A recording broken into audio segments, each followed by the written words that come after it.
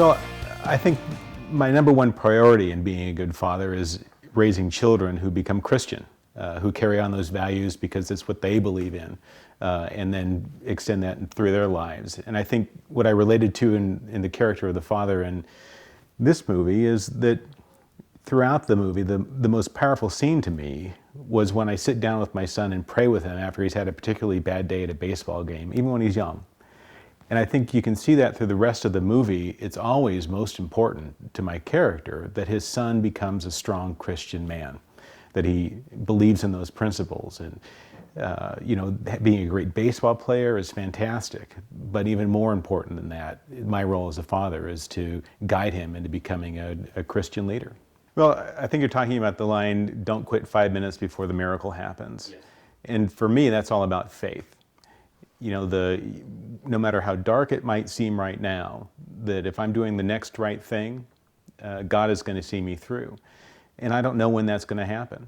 So I need to keep doing that next right thing. I need to keep being faithful, knowing that God has me. And so often, it's when it seems darker that the miracle does occur. And you can turn the corner into whatever area that's been you've been directed to.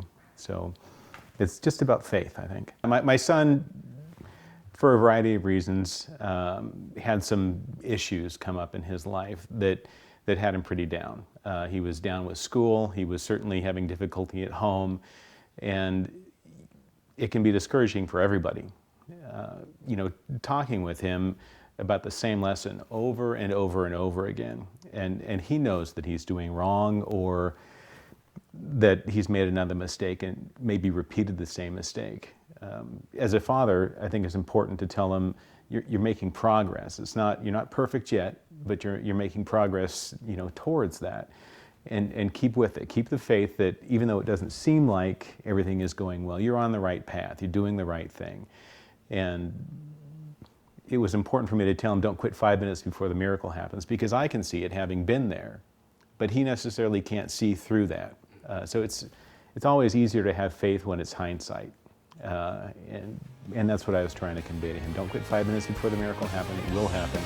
So stay with it when it's time.